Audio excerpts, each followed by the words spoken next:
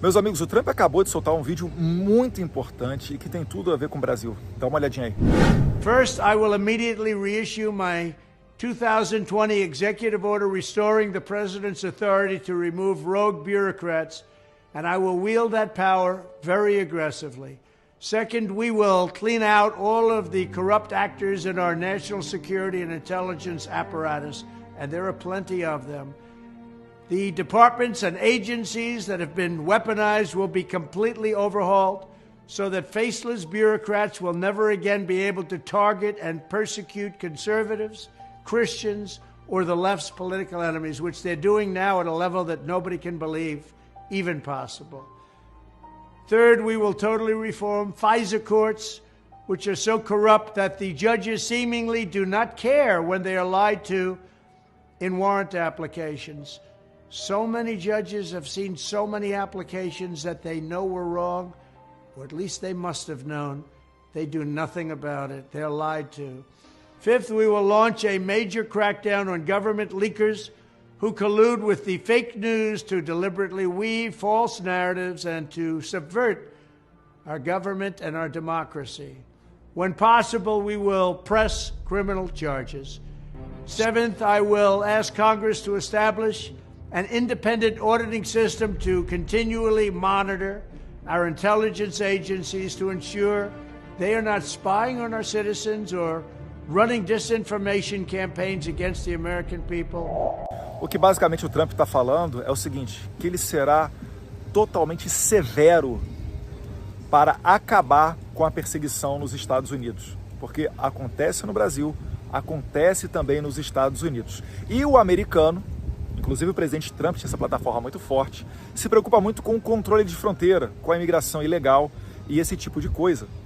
E isso é totalmente conectado com o caso do Felipe Martins. Felipe Martins, ex-assessor especial do presidente Bolsonaro, ficou preso mais de 6 meses no Brasil por supostamente ter viajado aos Estados Unidos, como se isso fosse um crime. Só que o negócio não está somente aí. É que quando ele não foi aos Estados Unidos, é porque o Felipe Martins não foi aos Estados Unidos da maneira como a Polícia Federal do Alexandre de Moraes estava acusando ele. Só que foi inserida uma entrada falsa do Felipe Martins no território americano por burocratas de imigração norte-americana.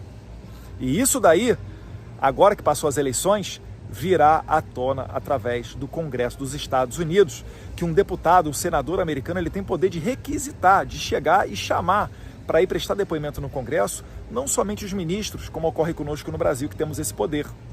Um parlamentar americano pode chamar diversos burocratas, e eu tenho certeza, pegando as informações corretas, requerendo as informações corretas para as autoridades americanas, achando a pessoa que alterou, que falsificou a entrada do Felipe Martins nos Estados Unidos, a gente provavelmente também chegará nas autoridades brasileiras que provocaram os americanos para fazer essa inserção falsa.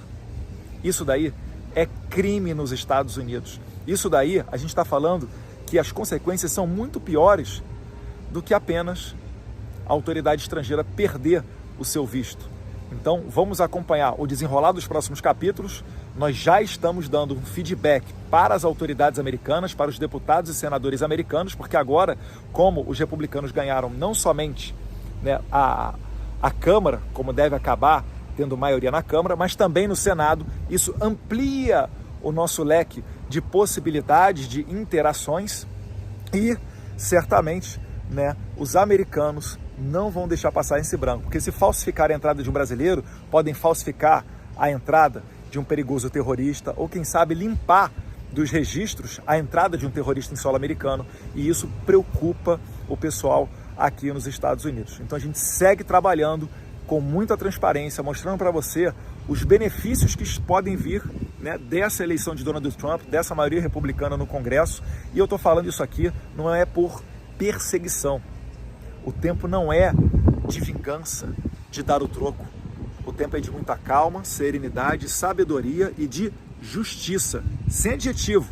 Não é justiça social, justiça de direita ou justiça de esquerda, não. Apenas fazer o correto, o justo, seguir as leis.